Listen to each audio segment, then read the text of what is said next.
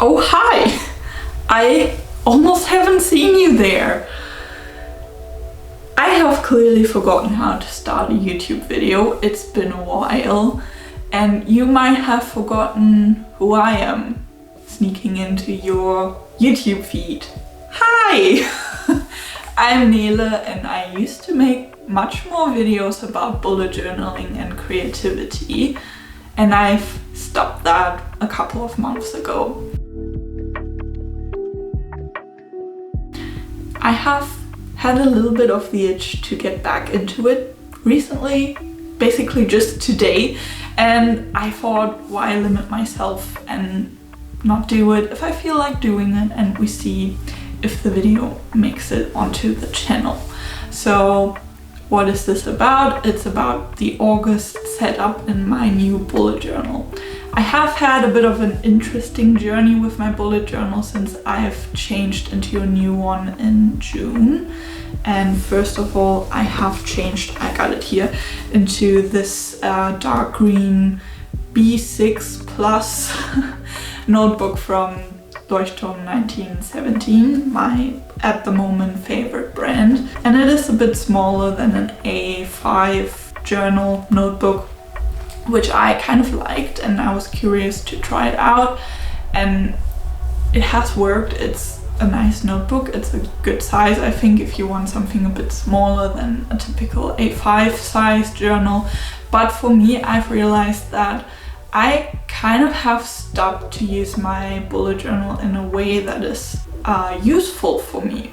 Mostly I would say I have used my journal the last months or even 2 years maybe for reflection, for self-understanding and all these kinds of things, which is a good thing. I have learned a lot through that, and I definitely got to the point where I figured out what works in terms of tracking my moods and my habits and stuff like that, and what kind of information that can give me to understand myself better. But I think now I'm at a point where I have that figured out and where it's not that important to me anymore, and I have been missing the feeling of clarity that I get when I write down everything that's on my mind. And that is something that I haven't done. I believe the thought, oh, I need a new notebook to do that, is a bit of a tricky one. That's not always true. It's just a question of habit to do that. But what I've always find with the bigger notebooks, from an A5 to even this B6 Plus, is that I don't take this with me. I fill it out in the morning, and then it just stays on my kitchen table for the whole day until the next morning, where I fill it out again, and I have my appointments in there and all that stuff. But it's not that I take this with me even to my desk when I work on my desk, or I can never be bothered to take this notebook with me in my handbag casually when I'm out and about and doing something, you know. So the logical solution to this was buying a new notebook, and I decided to get myself a little A6 notebook. So if you know my channel, and if you have been here for the last year or so, you might remember that I actually did set up an A6 journal a while ago. I think it was last year, mid-year setup, that I wanted to try that out, and it didn't work out because the notebook I got was kind of shit and it fell apart after using it for 2 days. And then I thought, well, this feels a bit too small, too cramped, so I don't want to continue this, and then I got another notebook. That was that, and now I just realized that potentially this could work if I change the way that I journal and keep it a bit more minimalist and adapt to the size. And so far I've been using it for about a week now, to be honest. But I can say that I do like it. I think another reason why this is working at the moment is because I do manage my appointments way more with my Google Calendar at the moment, just because, you know, everyone has their phone with them 24/7, and it reminds me several times that something is coming up, which with my ADHD brain I can just easily miss these things in my bullet journal. So I figured that going away from the so much planning aspect of my bullet journal and much more to the write everything down in a daily log would suit this size way better than any other size that I used before. I do not like with A6 journals that I can never find any that have a decent amount of pages, except the one that I had last year that fell apart. So this has about 187 pages, I believe, and I don't think that if I keep journaling the way I do now that I will be able to use this one for the rest of the year. So I do have in my mind a bit of a crazy idea to get into bookbinding and just create my own notebook, which again, ADHD brain, I get excited about this stuff, and maybe I will I will try to do that, and potentially, just potentially, I will feel in the mood to film this journey, and maybe you'll be up for that. But for today, we're setting up my bullet journal for August. It's really simple, it's really minimalistic. Don't be intimidated by the use of a calligraphy feather pen thingy. You can totally do that way more simplistic and way more easy. It doesn't have to look pretty at all. I still like a little bit of pretty, but I really took that back a lot with this setup, and I hope that this can be inspiring and helpful. I really want to focus a little bit more on how this system is helping a lot with my chaotic brain that just runs wild if I don't try to keep it in one place. Well, long story short, let's go. Before we set up my bullet journal for August, I thought we would do a little flip through of what I've got so far, and it's pretty simple and straightforward. So we start with the index and a simple key page with a little cover page, kind of like. I have a space for intentions, a very minimalistic future log. I decided to start trying out a mood record kind of thing, and a simple wish and gift list and an empty page. And then we go straight into July with a to-do list, a calendar, and some weekly pages, followed by my daily logs. And so far this has been working pretty well for me, and I'm excited to keep journaling this way because I really feel like it's beneficial for me, and I really start to use it more in the way that I would like to use my journal. And with the setup, I started with a cover page and an intentions page. I don't know, I am lately kind of into the intentions again, I guess, because I like to not keep it too forceful. I'm not the person who is really good at setting goals and keeping up with them, so I think writing down some intentions and some loose directions for a month is way more, or actually way less pressure for me than if I say I want to finish this and do that, and that works way better for my brain. And often I find myself flipping back to these pages and somehow things have kind of magically worked out, I guess. And then I decided to do a little cover page. This is really absolutely not necessary. I just find it a nice thing to introduce a new month. I haven't done that in a while now. I think I have for the last month always just jumped straight into my setups, but I felt like doing this, and I really got inspired in general with a lot of things you see in the setup by a YouTuber called Harmony. She posts a bit about bullet journaling and does a lot of calligraphy, which also inspired me to get myself some calligraphy feathers. I don't know if feathers is the English term for these kind of things. I did get myself this dip ink pen, and then you can swap the tips of that. And Here you can see that I really kept the whole cover page thing simple. I just use a little bit of washi tape as a background and 2 little stickers because, you know, I have stickers for eternity, I guess, and it's time to use them more, I guess. And then I just simply write down August 2024, and please, all calligraphy people, don't come for me. I'm pretty new to this and I'm just starting with it, so don't shame me for perhaps not the right use of my tools.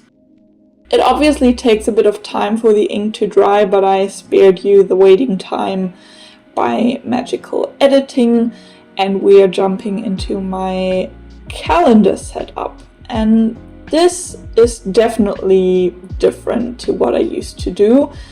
I used to have pretty big calendar layouts where I would write down my appointments and my to-dos, and I thought that I just stopped looking into them and got bored by it. And so the other thing as well is that I mostly have the overview of my appointments on my Google Calendar anyway. And so I find it a bit redundant to use a big calendar in my bullet journal that I don't look into as much as I should anyway. And then I would also run out of space for to-dos. And so I decided I want to go back to the real bullet journal method, use daily logs mostly, and have a simple overview for my month. With the list thing, I have a little bit of the issue that I find it unpractical if there are several appointments in a day. So here I got inspiration from Harmony again and just created this little calendar on the left side. I mean, in an A6 journal you tend to have very little space anyway, and I will work with symbols here. So you could keep this simple and just use the signifiers for events and tasks.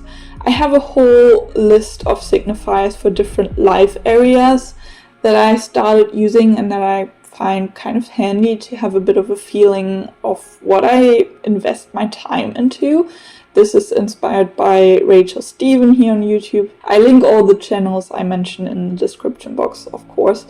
And I haven't done that in July because I'm a little bit of a forgetful person and I wanted to do it, and then I got so excited and just started, and then I didn't want to change up the system midway. So in August I will work with my life area symbols for different things, like if it's a physical thing, something that has to do with job, money, creativity, social event, all these kind of things. And then I will write down the appointments, events, tasks, everything that comes up on the right side where it says plans, and I will put down the symbol, the date, and then the description of that thing that's happening.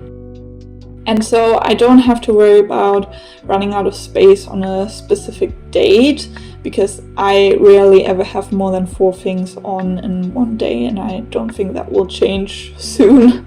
So hopefully this will work out, and then I can have a bit of an overview what happens throughout the month. And in reality I will check my phone for appointments anyway. So I think this is a good system, hopefully.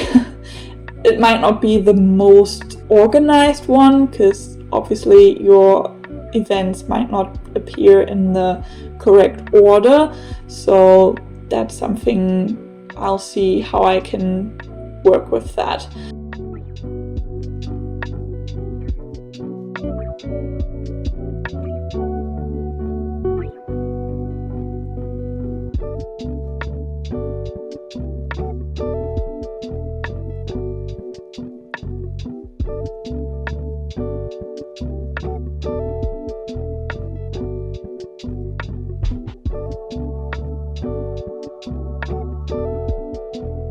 And flipping over, I'm setting up my tracker page. And for this I actually printed out a sticker on some sticker paper to make it easy for myself. I already cut this head just to cut it in the middle so that it fits onto the 2 pages. And I really compressed my tracker here. I really focused on the most important things and really thought about what is necessary for me to track, because I think sometimes you can get lost in many different things, may it be habits to improve your life or symptoms you want to track, and not all of these things are really necessary. I find that for me it's always a good idea to keep track of my menstrual cycle, to see how I slept. I have to take some medication that is important for me to keep track of, and this definitely helps me to remind myself in the morning to take it.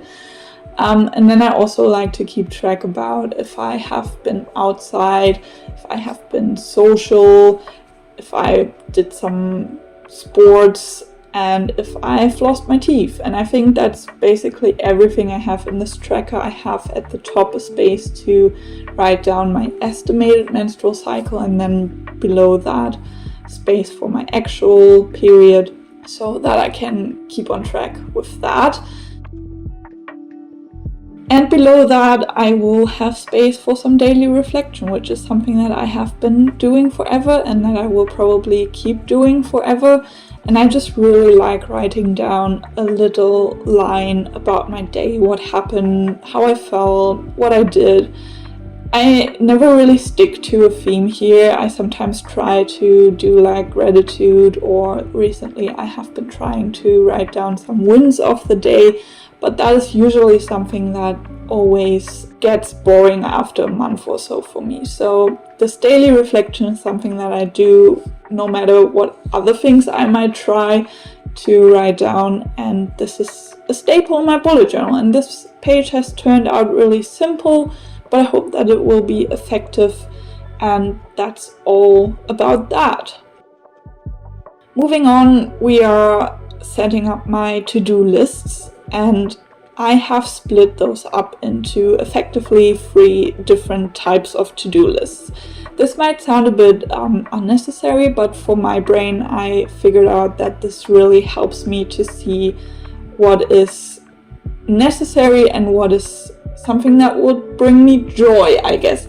So we are separating this into 2 pages, the have to do list and the want to do list. And the have to do list gets separated into 2 columns, and one is the urgent and one is the not urgent column. So I think this is all pretty self-explanatory, but for me I think this is a relatively simple system to set focus on what is a priority and what isn't. And I find there are many other systems that do that, but this is something that is easy to sort into, and it's not like a complicated matrix with 4 different areas and stuff like I believe is the Eisenhower matrix, which has these 4 aspects in it, and I never know how to effectively use that. But with this way my brain just is pretty good at saying this is urgent, if I don't do this then I'm basically screwed. Or this is something that I really would like to do, but that is definitely nothing that has to be done, and that would add some joy and sparkles into my day, but can wait until I find the time to do it.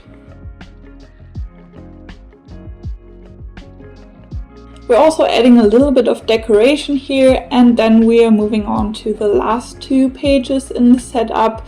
And these also are some staples for me.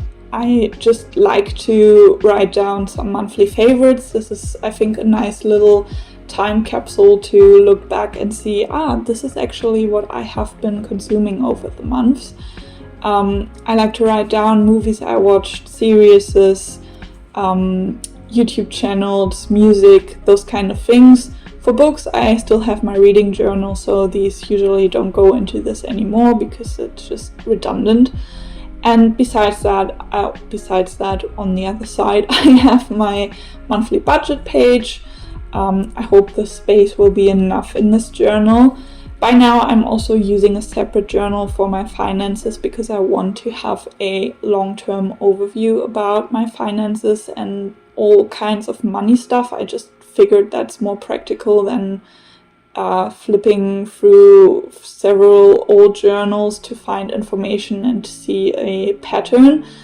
But I figured to have it in my daily journal so that I can write down expenses that I have on the daily basis is more useful, because then I just don't have to flip between journals and, you know, make it more complicated than it has to be. And so at the end of the month, I sit down, do a big calculation, add up the numbers, and then I have a better overview about what's going on my bank accounts than if I just flip through several monthly budget pages. And with that, with the last sticker on the page, we have finished this setup, and it's time for the final flip through.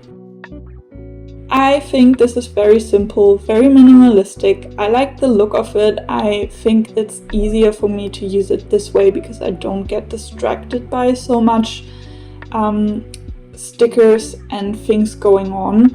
So yeah, I hope you enjoyed this. So that's that then for my A6 bullet journal setup, and I hope that you've enjoyed it and that it's helpful for you. I will probably put photos of it up on my Patreon page, which has now been silent for a long time, but it will be there. And if you want the tracker sticker that I have put in my setup, then you can also check out my Patreon. I think I will put up these stickers and the mood stickers that I used for the beginning pages as well up there for download for free, if you're interested. I am not sure if I will share a lot in the upcoming months or so. I will just see how I feel about it, and maybe you see me again soon or in some time. And if not, then I hope you're having a great time and see you around. That's that. Bye.